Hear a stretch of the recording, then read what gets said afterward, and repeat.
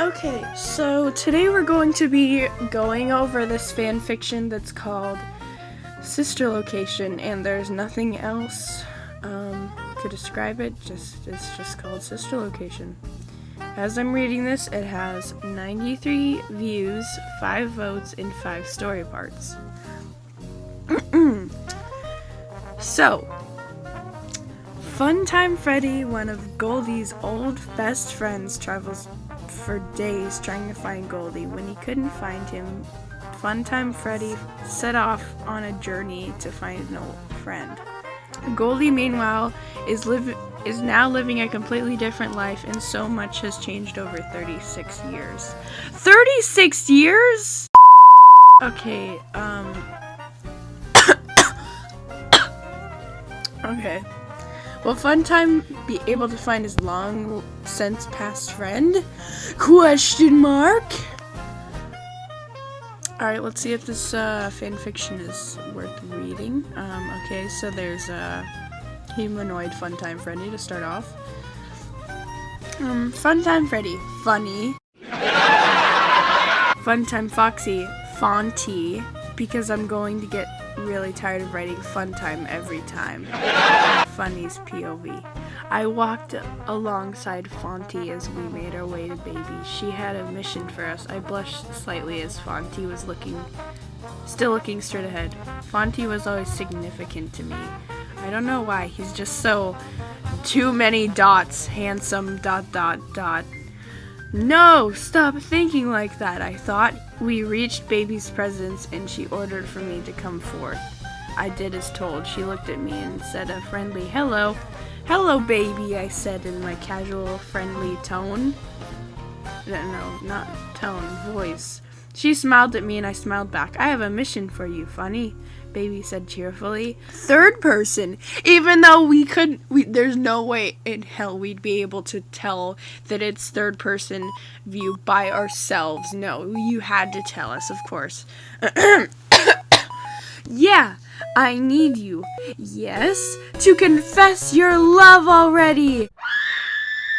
Funny blushed beyond his rosy circles.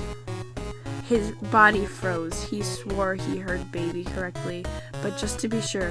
What did you used to say? Funny asked, trembling. I said, confess your love. I know you love him, so tell him already, she said regretlessly. Is that even a word? Let me see.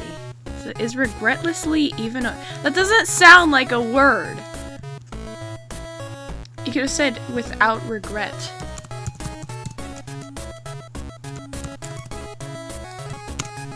That is not a word. That is not a word. Regretlessly is not a word. Funny backed up slightly, Fonty walking towards Funny, stroking Funny. Stroking? To make him feel better. Fun, what's wrong? Fonty asked. Wait, wasn't he like, isn't he? Okay, so Funny stepped forward, right? And Fonty was literally like a few feet away. And he didn't hear that, okay. And it's even in all caps, what the hell? Okay, let's just keep going. Fun, what's wrong? Fonty asked, completely unaware of Funny's secret admiration. Nothing, Funny yelled, pulling away from Fonty. Fonty wanted to ask what was wrong again, but he couldn't. He was frozen in shock. Funny looked away to hide his crimson face, of course. He couldn't believe that Baby did that right in front of Fonty too. Okay, so the word choice is okay. I give it a 3 out of 10. It's okay, but there are many problems that I have with this. Funny ran into the abyss of the hallway, disappearing into the darkness until he couldn't be found. He realized that he had woken up.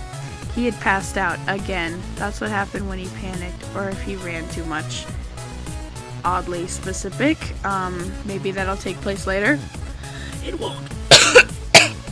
Both of these just happened. He opened his eyes slowly and started to stand up. He saw a familiar light. It was the skylight above him. It slid open, but the problem was he couldn't get all the way up to the ceiling. He saw a milk crate in the left corner of the room.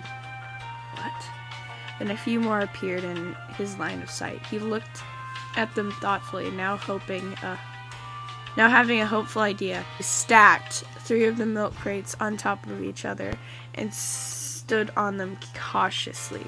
He wobbled a bit. Okay, so like all of a sudden there's milk crates? Like what the hell? Why not just like regular crates? Not specified what they are.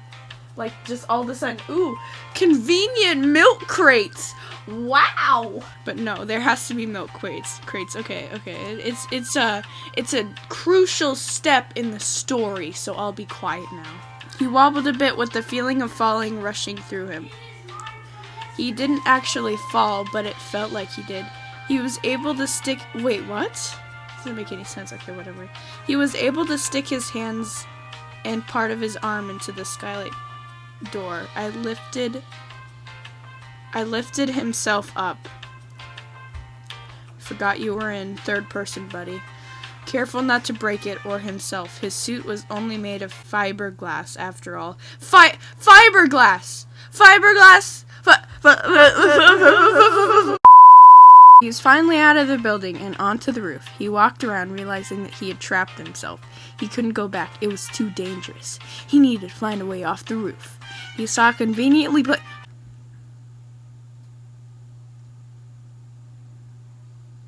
So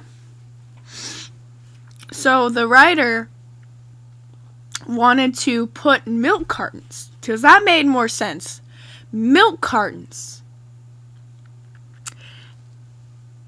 in an animatronic facility to stack up to the window. And yet they don't want to spend the time to find a way for him to get off the roof. A conveniently placed ladder. I'm not even joking. That is in the story. They don't even... Because they're so fragile. He would stack... He would just shatter. What a great story. Is so good. And went straight for it. He climbed down with ease and hopped off the first step. Off the last step onto the ground. He looked around. He remembered an old friend, Fredbear. Just suddenly, oh no, I didn't see like a poster or anything. No. I just remembered it all of a sudden. It's so good! But it had almost been 37 years since they've seen each other. Would Goldie even remember him? Well, there was only one way to find out. He switched to...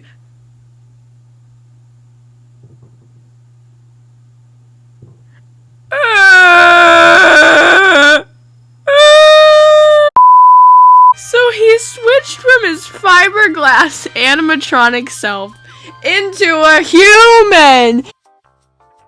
Furry Trouble. Chapter 2. Funny's POV. Yesterday I sat out of my home and started on a journey to find an old friend. I walked around very curiously. It had been 36... almost 37 years, even though you said 37 years literally last chapter, whatever. I've walked here. Everything was so different. For example, where they used to be a small family-owned factory, there was now a mall that almost seemed as big as a skyscraper! ! I am not enthused to this story, if you can probably tell. I figured since I was in human form, I should get something to eat, but I could, there's so many dots, why? But I could hardly recognize anything. Well, I'd have to try. I remembered one thing. My friend, stop, I'm reading a story. That was my cat. My friend, Fredbear, told me about... pizza? Oh, so Fredbear told you about pizza, but when you were performing for the kitties, you didn't know that there was pizza. No pizza doesn't exist. Ooh, this story is so good. Okay, yes, pizza. He made it himself and asked if I wanted a slice. I politely said no thank you, and we just continued whatever we were doing. You know what? There's they made up this thing, but it would have been funny if he went into Papa John's or something. Pizza Hut, going to Pizza Hut, Domino's, going there and switch into your fiberglass animatronic self and ask for a fucking pizza. Okay, I'm just having too much fun with this now. I came to a place, called, I read the sign. Why are there so many fucking dots? Like, stop it, please. Briggs and Riggs Bakery and Restaurant now open. Surely had some food there. I walked in slowly, thinking of a few what ifs, but I simply brushed them off for some random feeling. No Jeff Ref intended. I hate these author's notes. They're so fucking stupid. And upon entering the building, I noticed a few things. Why did you list them in a number? 1, no one was at the counter. 2, there was no food. And 3, if this place is closed, someone forgot to lock the door. I heard a loud slam behind me. I spun around on my heels in reflex, eyes wide. It's probably the owner, I thought. No one would be really angry about me being here. Just what do you think you're doing here? He yelled. I'm sorry, sir. The door was locked and I just forgot that I would have had some food because I'm hungry. And I was caught up by him. Get out, you stupid furry! That's the only line that I like out of this entire story. Get out, you stupid furry, he shouted.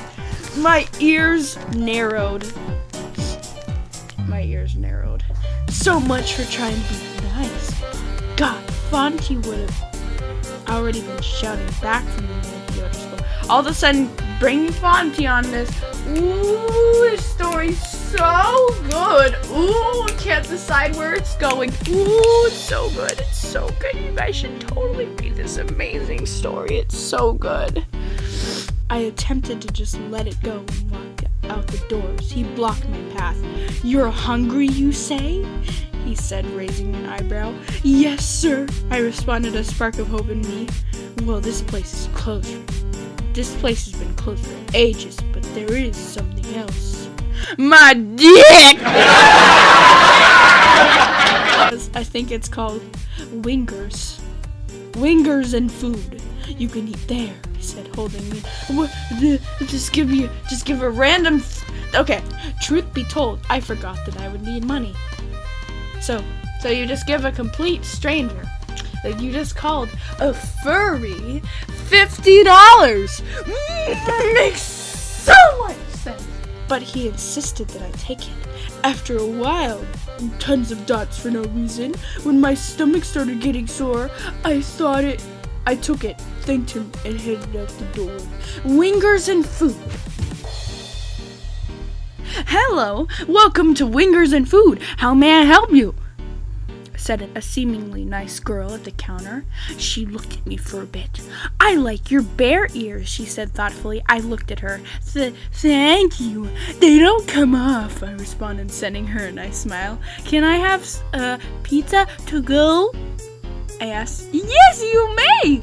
It'll be ready in about 10 minutes, she said, leaving the counter into the back room. Now all I had to do was wait. Fonty's POV.